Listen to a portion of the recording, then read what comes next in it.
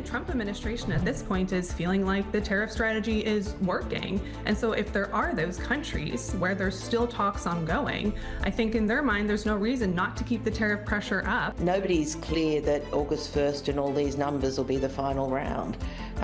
You know, Trump's could well ask for more at some other point in time, and I suspect probably will.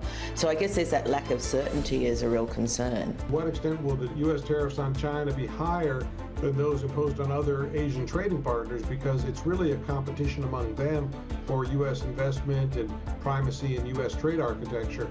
And I think China is going to come out somewhat on the losing end. Some of our guests on President Trump's sweeping new tariffs, including a global 10% minimum with steeper rates for many trading partners. Live from Singapore, this is Insight with Haslinda Amin. Our focus today is on this watershed moment for global trade. U.S. equity futures slipping as investors assess the new tariffs, with South Korea leading the dip in Asia. We're seeing somewhat muted moves in the Canadian and Swiss currencies, even as those countries face rates of 35 and 39% respectively. We have a lineup of global experts to get behind the tariff headlines for you, including former RBI Governor Raghuram Rajan and former Assistant U.S. Trade Representative Jeff Moon. Mari Pangestu is the Indonesian President's Special Advisor for International Trade, and we'll also speak with the Hinrich Foundation Head of Trade Policy, Deborah Elms.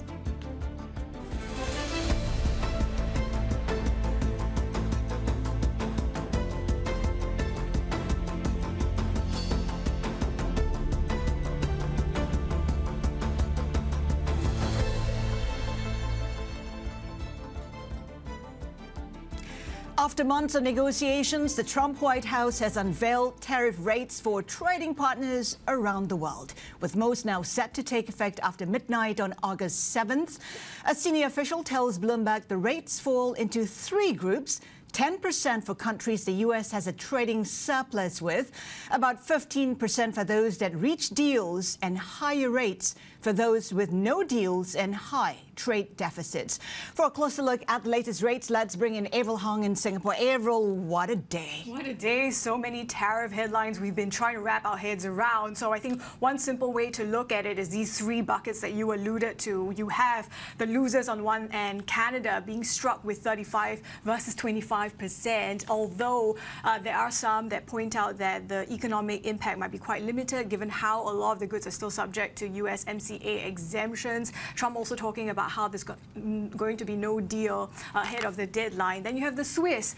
Surprisingly high rates of 39%, certainly higher than the EU and the UK. And then Taiwan, 20% is temporary, they say, but certainly this is higher than that of its export rivals, South Korea and Japan, who got hit with 15%. So you got to wonder how this is going to affect their competitiveness. Here in the Southeast Asian region, sort of the winners, you can kind of characterize them as Thailand and Cambodia. They were threatened initially with 36%. Now they're getting 19%, as is the case for a lot of Southeast Asian countries. And for Thailand and Cambodia, this comes after a ceasefire agreement which allowed the trade talks to continue to resume. And then you can call the likes of Singapore and Australia winners of sorts because of this confirmation that the baseline rate is 10% and not 15%. Of course, initially, Singapore was up in arms with 10%. Now it says, lucky us, probably. Avril Hong, thank you. Let's get perspective from Raghuram Rajan, former RBI governor and currently a professor at the University of Chicago Booth School of Business.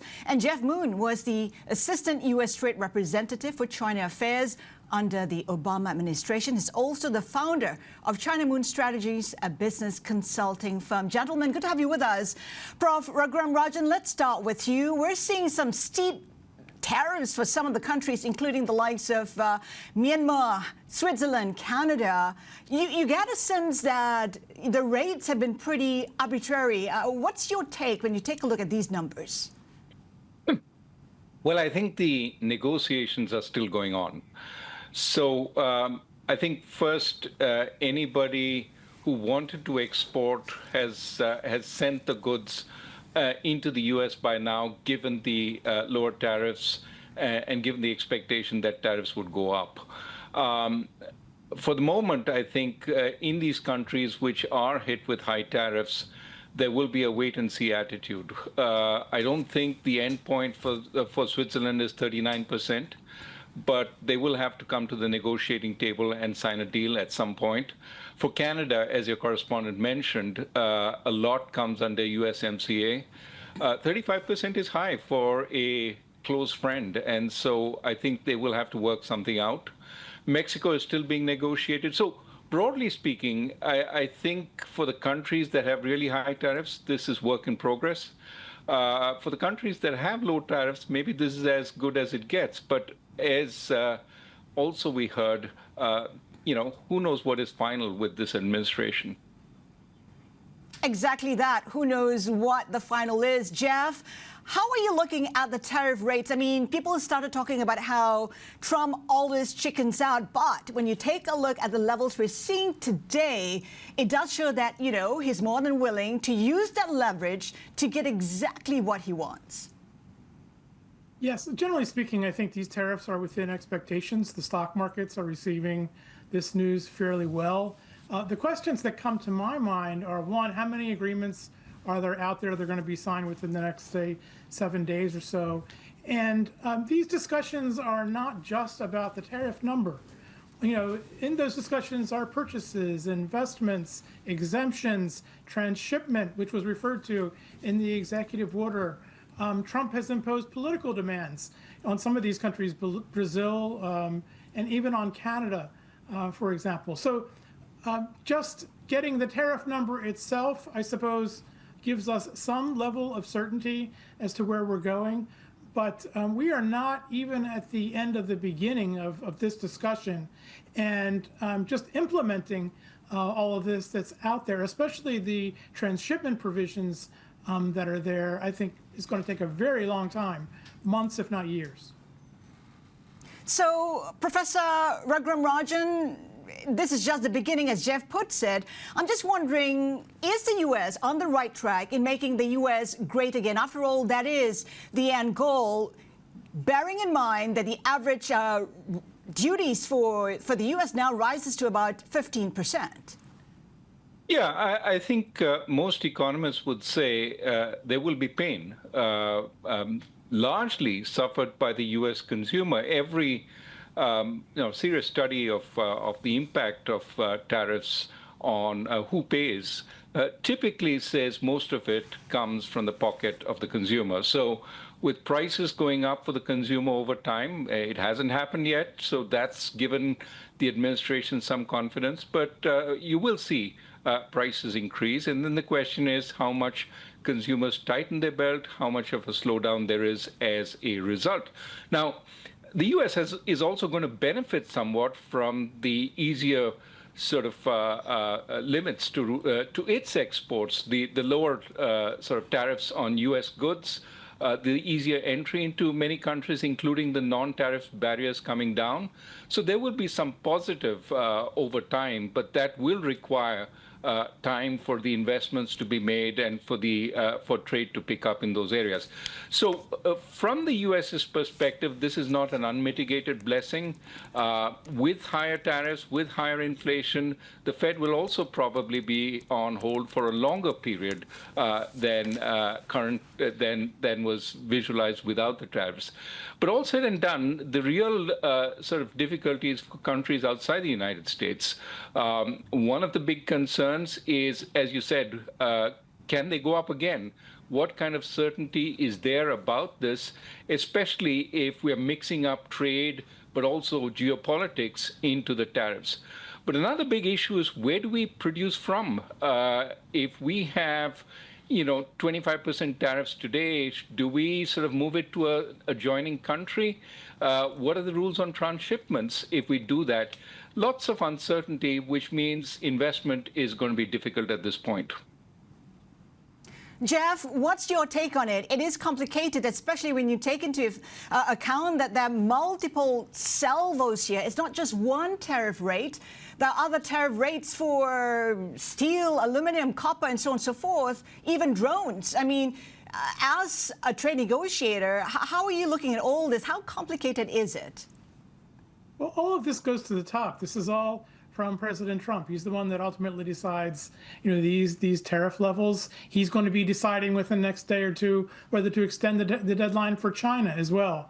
And all of these sectoral tariffs that are out there, the investigations that are going on, I think, are probably an insurance policy against the possibility that his tariffs under the International Economic Emergency Powers Act could be invalidated. And by the way, there was an appeals court today that just had a hearing on all of that.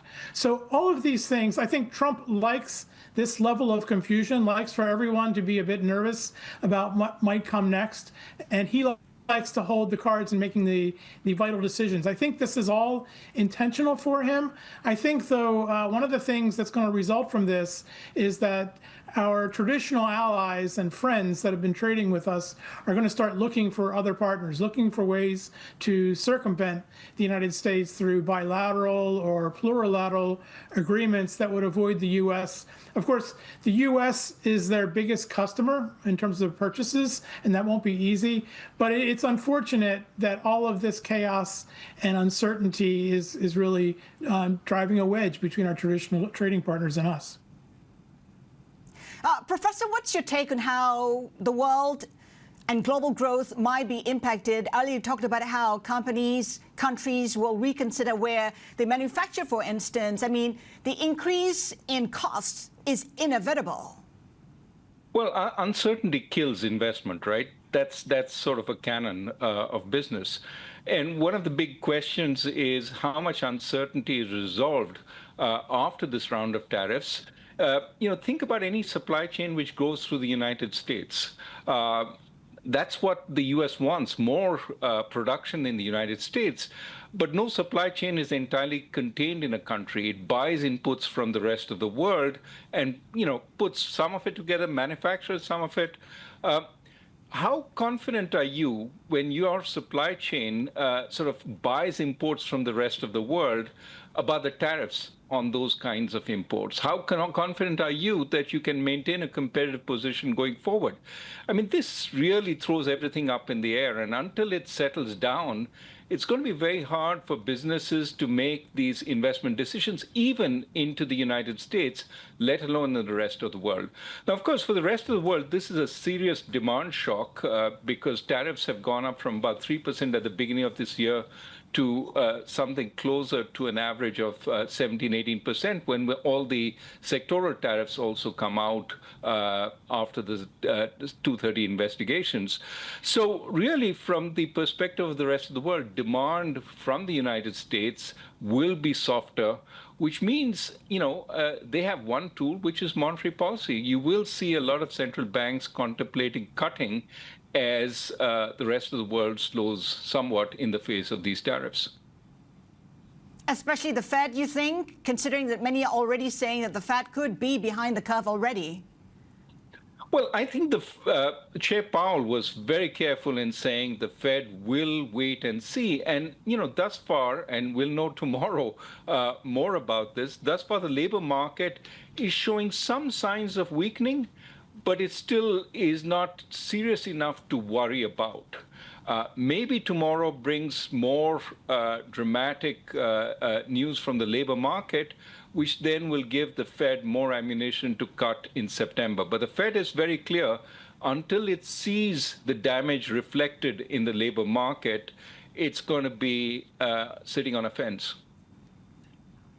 Jeff, what's your take on whether or not the U.S. would eventually, at some point, become isolated in global trade, given that its trading partners are probably currently mulling where they want to do negotiations and who they want to do trade with? I have a major concern with that. We have very strong friendships that have been nurtured over decades, if not centuries. For example, Canada. I don't understand Trump's policy with regard to Canada, why our northern neighbor, where we have nothing but friendship in the relationship, is getting a 35% tariff rate.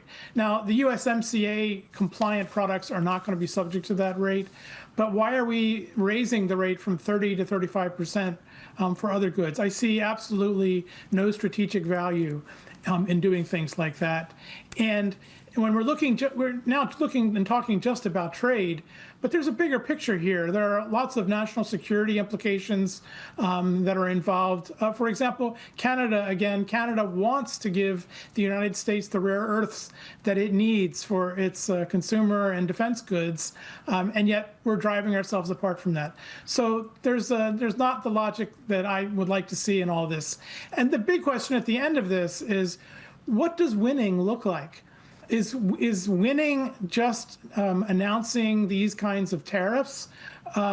What's behind that? At what point are we going to say, okay, we won, and now we're going to have sort of a more normalized kind of trade? I don't think we have any idea what winning looks like and frankly, what the end game is that Trump has in mind, and that's concerning. So having said that, what can be expected realistically in the next 7 days when the tariffs actually take effect? How much progress can be made in these trade negotiations? And there are many to be done. Well, I think we're going to see some announcements. There are a number of countries and jurisdictions that are very anxious. I think Taiwan is one. Taiwan comes in at 20%. And really, Taiwan is more analogous to, say, Japan and Korea that are getting a 15% rate. So I think there's some nervousness there. There will be a lot of movement on that front. I think India, for example, is another country that very much wants to reach an agreement, though it may take longer than the 7 days that are ahead from us. But these things take time. As everyone who's negotiated trade before knows, trade agreements take years to negotiate. And we're going to spend years on this process one way or the other, even though at this front end, it's going to seem fairly quick. Cleaning up the back end is going to take a lot more time. Professor Rajan, it's so tempting to talk about winners and losers in the tariffs game, but the thing is, even a 10% tariff is 10% more than what you had before. Surely countries will have to reassess their projections for growth, for instance. For sure. I think those reassessments are going on. I think central banks are preparing to cut in many of these countries because demand is going to fall off. But I think the point about what is the end game here, when do we know that this has either succeeded or failed? And I think the answer is it'll take a long time to have clear answers. I mean, as an economist, I think almost surely the answer is a lot of people lose, including the United States, from this. But we won't know for a long time. Think about Brexit. When it happened, the immediate effects were modest. But, many years down the line, we now say, nearly a decade since then, that this was a terrible disaster for the UK. I think, to the extent that this ends with high tariff barriers on the rest of the world, it is going to be problematic for the United States, especially, coming from a country which had high and varying tariffs over time, India. We recognized that this was detrimental to our industry. It made them less competitive, less innovative, less willing to take risks. And whenever there was a problem, they ran to the government and said, give me a tariff. I think that with these, very personalized and fluctuating tariffs, there is a danger that every industry, one, becomes more inefficient over time, and second, I think it hurts the U.S. longer term in its ability to compete with the rest of the world, especially China. Having said that, Professor, I'm just wondering whether you think the market's too calm given the tariffs and the possible impact down the road. Well, I think, first, there are multiple forces acting on the market. Certainly in the United States, there's the hope that AI will increase productivity and bring all sorts of valuable increases in earnings in the United States. There is also the sense that thus far the tariffs haven't had much impact. Maybe that will continue. Maybe a lot of the costs will be of the tariffs will be swallowed by foreign producers. Maybe the market opening to U.S. producers will generate higher earnings. But anything that is strongly positive for the United States should be negative for the rest of the world because they're going to lose out in production. And what you're seeing is markets across the board are buoyant.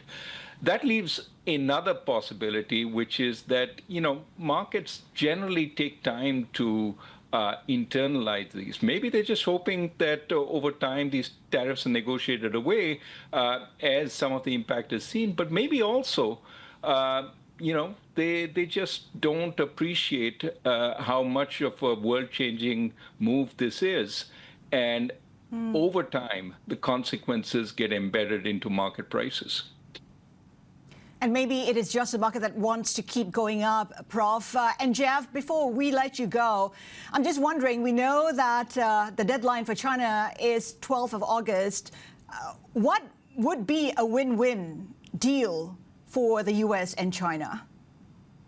Well, I think that the tariff pause is going to be extended until this fall. I think that there is going to be a summit, probably on the margins of the APEC meeting in Korea. There are two tracks here. We're focusing on the trade track, and the purpose of the meeting in Stockholm, according to the U.S. Trade Representative, was just to check in, make sure that we're moving along properly, especially with regard to rare earths. However, before Trump came into power, there was, a very serious problem in U.S.-China relations. That's managed by the foreign ministries. That separate diplomatic track, I think, is governing the trade track to a certain extent and moderating trade behavior so that we can get to that summit. And at that meeting, It will probably be purchases intended by businessmen. There will be investments. The question is whether we get to industrial policy. And if we don't get to industrial policy, then we really haven't solved the problem in U.S.-China trade relations. Jeff, thank you for that. Jeff Moon, former assistant USTR for China Affairs, and Raghuram Rajan, professor at the University of Chicago Booth School of Business, will be staying with us. Now, still ahead this hour, more trade analysis with former Indonesian Trade Minister Mari Pangestu, and we'll also hear from the Hinrich Foundation's Deborah Elms. Keep it here with us. This is Bloomberg.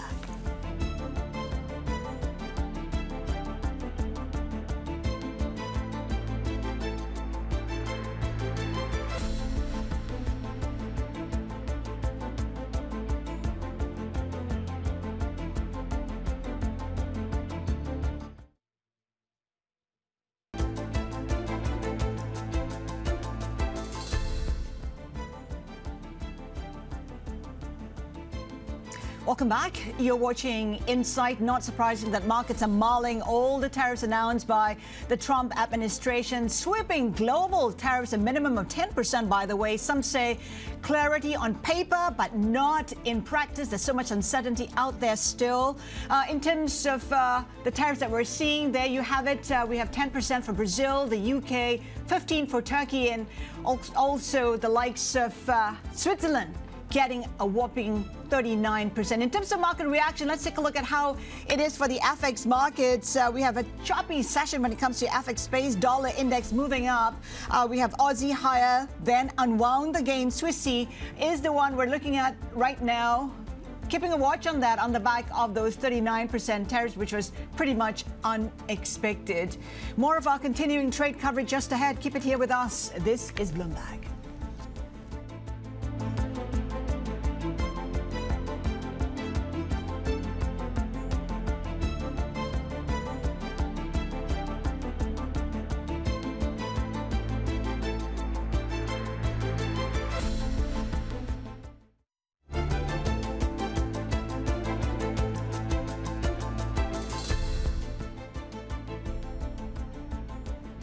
Welcome back. You're watching Insight. Here's a closer look at President Trump's tariff rates for Asia.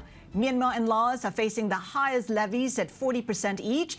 Taiwan got slapped with a 20% duty, but Taipei called it a temporary rate that it expects to be reduced as negotiations continue. Thailand, for its part, received a 19% duty, matching rates imposed on regional neighbors, including the likes of Indonesia and the Philippines. Thailand's finance minister has welcomed the tariff rate, saying it will help Thailand's competitiveness on the global stage. Our next guest is one of Southeast Asia's most respected voices on global trade. A seasoned policymaker and economist, she has navigated multiple trade negotiations. Mari Pangestu is the Indonesian president's special advisor for international trade and multilateral cooperation. Ibu Mari, good to have you back with us. What do you make of the tariff rates we're seeing? Anything from 10 to 40? I think we expected, because, you know, as August 1 approached, we knew that there would be some decisions made, deals made. And I think this is at least providing some certainty in terms of the direction that it's going. And if you just take ASEAN as a group, Vietnam got 20, and then 5 of us got 19%. And we're not quite sure why Laos and Myanmar got 40%, because they're least developed countries. But anyway, I think 19% is actually on the relative scale compared to other competitors, whether it's China, India, Bangladesh, puts ASEAN in we're talking about relatives, right? Relatively at a lower tariff rate. So hopefully that will help us to be more competitive, at least in terms of the relative tariffs. You talked about uncertainty. Isn't it true that it's only certain on paper? In practice, who knows? That's true. But at least, everybody was on tenterhooks after Indonesia we were on tenterhooks, then we got 19%. Okay, that provided some level of certainty. And now I think all the other ASEAN countries, the 5 ASEAN countries with us, now have 19%. Vietnam has 20%. Brunei, for some reason, got 25%, and Myanmar and Laos got 20%. Myanmar and Laos was at 40%, and Singapore and Timor-Leste got at 10% because their surplus. They have U.S. has surplus with them, and they're not in the list. So I think that provides some certainty. But I would say moving ahead, what it is it's kind of like. With us, we already have a framework agreement. We already have a joint statement. Vietnam has some kind of framework agreement, but no joint statement yet. And the others are actually in the process of negotiations or on the verge of, which are on the verge of conclusion, but they haven't also concluded. So we're in different stages, if you like, of negotiations. So this can still continue. And we don't quite know if the U.S. side says, okay, I'm not happy with the deal, then I go back to the previous reciprocal tariff. We don't quite know how this will play out, but at least from an Indonesian perspective, we are continuing to negotiate, especially to get continued exceptions and preferences, because in our joint statement, it does say we can get a lower rate if there are products that the U.S. doesn't naturally produce, like coffee, tea, cocoa, or the U.S. doesn't produce a lot of, right? So we are still continuing to negotiate on getting lower tariffs or exceptions in the process. Meanwhile, the implementation, you have to think about how these tariffs are actually going to be implemented. One thing is to announce it in the executive order or to have it in your joint statement, but they actually have to be implemented, right? In terms of domestic processes of customs and treasury, or in our case, it would be the Ministry of Finance. The actual regulations have to come out that this HS code has this tariff from this HS code from this country has this tariff, right? That will take time. So it's until then. I tried to read the amended executive order, and I think it means that between now and a week from now, it's the 10%, but a week from now, our amended reciprocal tariff is what applies while we complete the negotiations. So just to be clear, Ibu Mari, Indonesia is still negotiating for exemptions on copper, coffee, cocoa, and palm oil. In terms of critical minerals, what's going on with that? I mean, how will the U.S. and Indonesia work together on that? We're looking at is some kind of partnership, which is going to be win-win in terms of both trade and investment. I think the U.S. is in the process of wanting to have diversified sources of critical minerals, and Indonesia similarly wants to be able to develop the downstream processing, as well as processing to further industries in the use of the critical minerals. So it would be, we hope, a combination of win-win trade and investment, which will be, kind of a partnership that will benefit the U.S. as well as Indonesia, but without having negative impact on other supply chain and partners. So economies like Taiwan are right when they say that the 20% tariff is not set in stone. That is temporary. You expect negotiations from here to reduce tariffs pretty much overall? No, I think the reciprocal tariff that is in the amended executive order is set. I can't say permanent, but it's set for now, right? What you continue to negotiate is exceptions, and who knows whether there will be in the future also changes in the actual reciprocal tariff. So you're going to have to, this gets quite complicated, but there is the reciprocal tariff, which is a set tariff for almost all goods. And then there are what's called sectoral tariffs, which is at the moment aluminium and steel, as well as auto and auto parts. That's at 25%. And UK and others have got exceptions on that, and critical minerals, obviously. Copper. So these are different sets of negotiations on getting exceptions on the sectorals. We just have a line coming from Taiwan. Taiwan's lie saying that he's willing to continue talks with the U.S. I think that is the sentiment that we're getting pretty much across the board from the different countries. Yeah. Ibu Mari, what's your take on the outlook for trade? I mean, it does feel like the U.S. is abandoning open trade. I mean, how might trade look like from here? That's a good question, because I think what we in ASEAN, we have agreed that we will have continued talks and discussion and dialogue, whatever, with the U.S.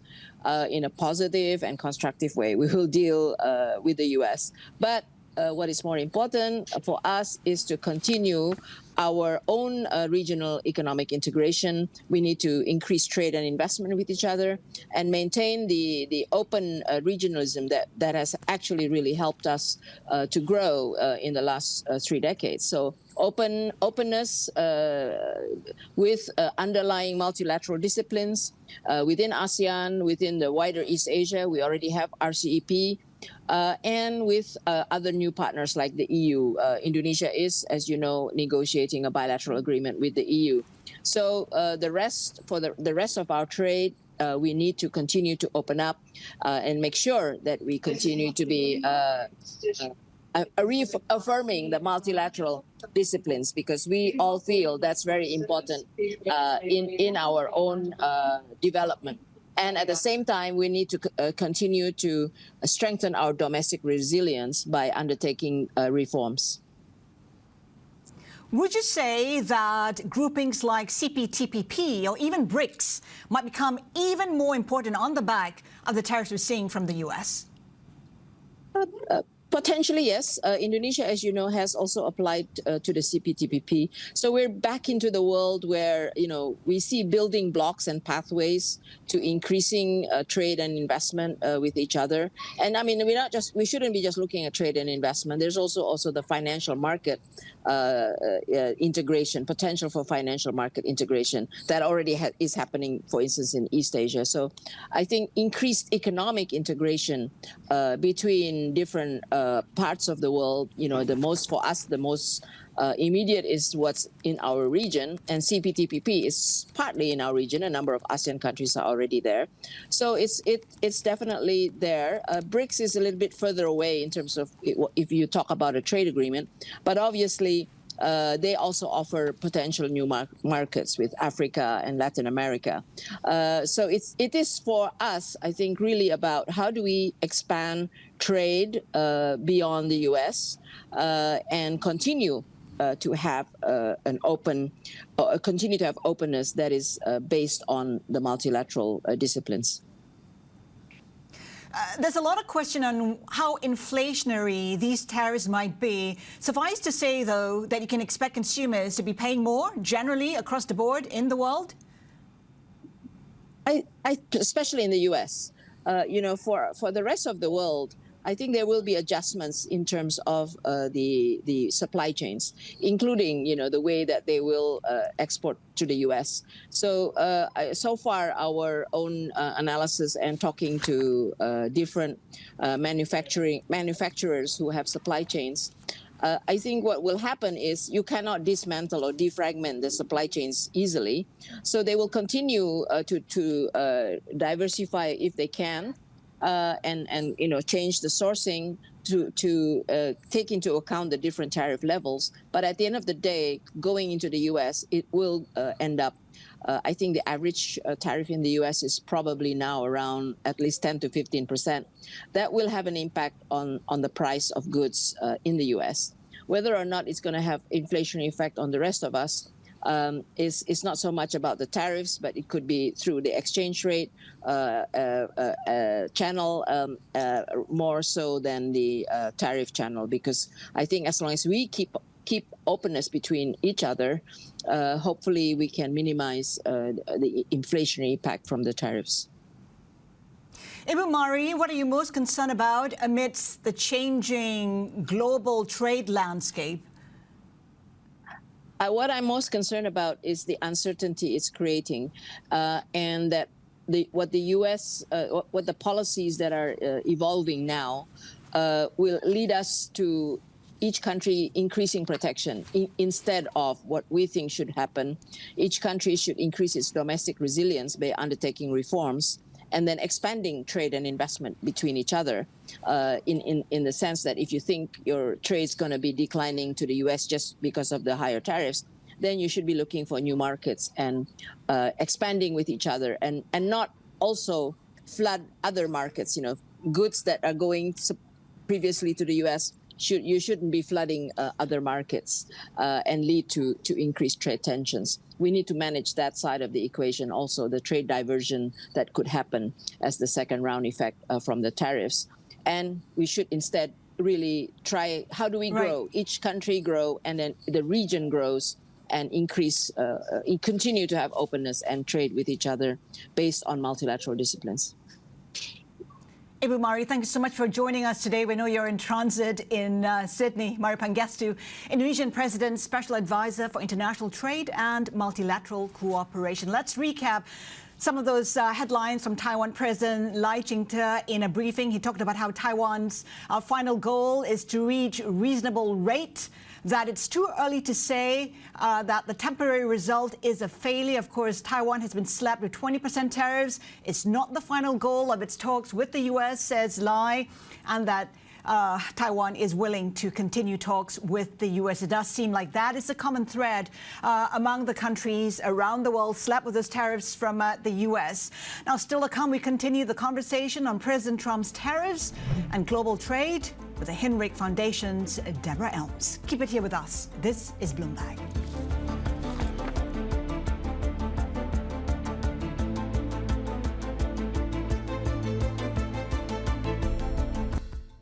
At face value, it's bad, but strategically, it's manageable. If Taiwan can negotiate a bilateral deal quickly, mitigate the tariff through concession offers, through investment, procurement, or secure more meaningful trade concession from U.S., the scenario could transition from punitive to constructive. It seems to me that those countries that don't or haven't come to the table, they're the ones that are getting these higher rates. And so, for companies that import or export from those countries, it'll be, kind of a mixed bag in how to deal with the new tariffs. One big theme we're seeing with companies as they report earnings is that more and more companies seem to be onshoring or reshoring capital back into the United States. And the effort there is to try to avoid tariffs altogether. Our guests speaking earlier to Bloomberg TV, reacting to the new tariffs. Let's get more analysis from Deborah Elms, Head of Trade Policy at the Hinrich Foundation, an Asian-based nonprofit that works to advance sustainable global trade. She's previously testified before the U.S. Congress and U.S.-China trade issues. Can you even make sense of the tariffs, Deborah?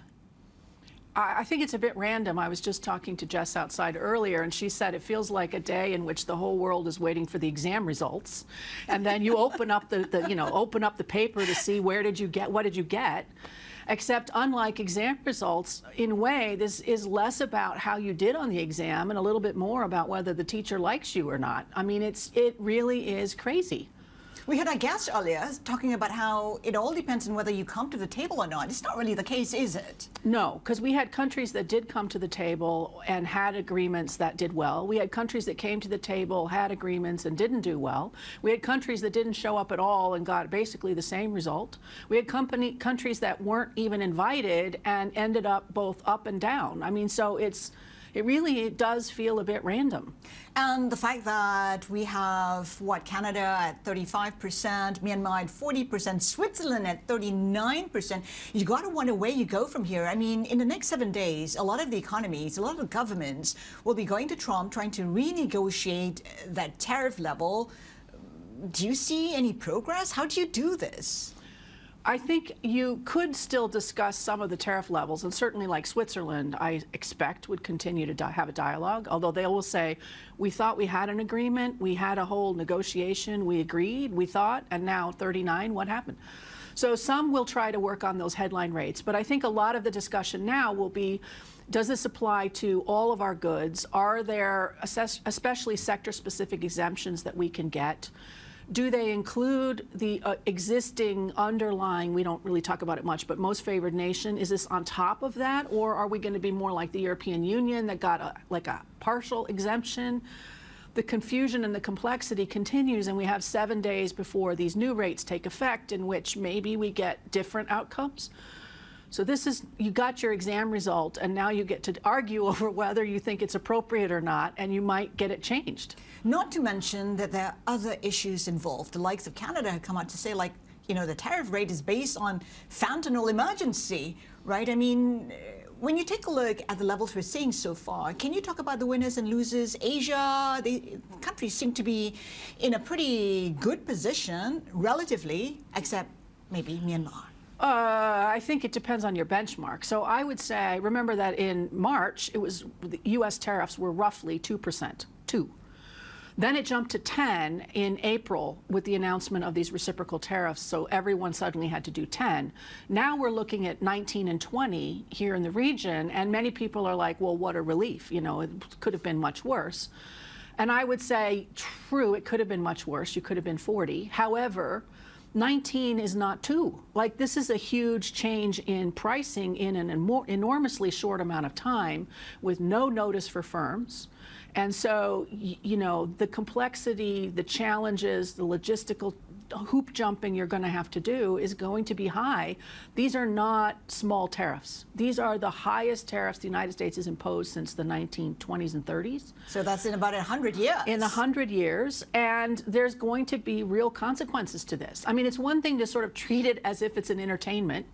And I see why people are like, wow, grab the popcorn. But there are real people's jobs attached to these tariff numbers. There will be businesses that go bankrupt. There will be people who are unemployed as a result. There will, of course, be some people who benefit. But the point is, there are real world implications of what appears to be sort of fun games around what number did you get. Talk about the real world implications, especially for consumers. We had our guest earlier talking about, the U.S. consumers eventually will pay the price, and there'll be divide of choices because, things are just going to get too expensive. Give us a sense of the kind of cost increases that can be expected.